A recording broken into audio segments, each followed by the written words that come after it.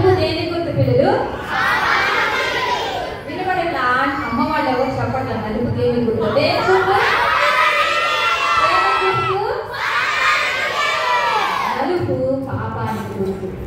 మనం మరి ధీరజ్ చెప్పాడు కదండి, సర్వాంగ కవచాలు, దేవుడిచ్చిన సర్వాంగ కవచాలు మనం ధరించుకోకపోతే ఈ లోకంలోనే మనం ఉంటాం. ఈ లోకంలో మోసము, అబద్ధము, దొంగతనాలు ఎన్నో ఉన్నాయి కదా. మరి దేవుడు మనల్ని ఎలా ఉంచాలనుకున్నాడు? తెలియని గుర్తు, పరిశుద్ధతకి గుర్తు. దేవుడు మనల్ని ఇలాగే ఉండాలని తన స్వహస్తాలతో ఆయన మనల్ని చేసుకున్నాడు. కానీ మనం ఏం చేస్తున్నాము?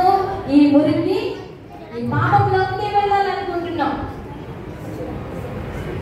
దీనిలోకి వెళ్ళాలనుకుంటున్నాం. కానీ దేవుడు మనల్ని ఎలాగైతే ఉంచాలనుకుంటున్నాడో అలా ఉండాలనుకోవట్లేదు. అయితే దేవుడు ఇదిగో మీరు ఈ లోకంలో ఉన్నారు కదా, నేను పరిశుద్ధుడిని కనుక వినిపించట్లేదు, నేను పరిశుద్ధుడిని కనుక మీరు ఆగట్రా, నేను పరిశుద్ధుడిని కనుక మీరు కూడా ఇప్పుడు చిన్న పిల్లలే, నా పిల్లలే చెప్పాలి, నేను పరిశుద్ధుడిని కనుక. కానీ మనిషి మాత్రం లోకాశలకి బానిసైపోయాడు. అబ్బా ఆ లోకంలో ఏముంటుందో చూద్దాం కదా, అబద్ధం ఎలా రుచి చూద్దాం, దొంగతనం ఎలా ఉంటాయో చూద్దాము, ఇంకా ఏముంటాయండి లోకంలో? ఉత్సాహం ఉంటుంది, మోసం ఉంటుంది కదా, నరహత్య ఉంటుంది. ఇవన్నీ ఒకసారి రుచి చూద్దాం అనుకుంటున్నాడు. దేవుడు ఏమంటున్నాడు? నేను పరిశుద్ధుడిగా ఉంటుంది, మీరెందుకు ఇలా ఉంటున్నారు అని. మురికి గుడ్డ వలె ఉండాలనుకుంటున్నాడు కదా. ఎలా అయిపోయాడండి? నల్లగా అయిపోయాడు, మన పాపంలోకి వెళ్ళిపోయాడు కదా. మన హృదయాలు కూడా ఇలాగైపోతాం.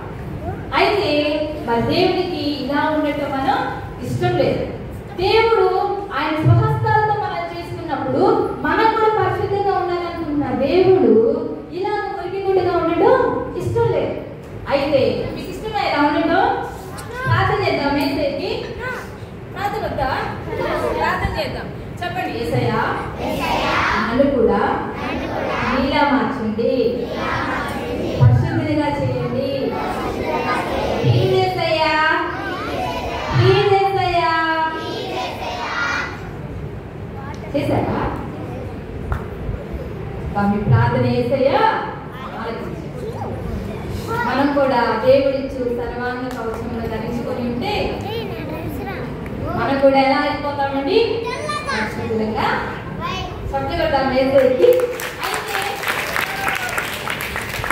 అయితే దేవుడు ఇలా ఒక్కొక్కరిని చేయడం ఆయనకి ఇష్టం లేదు.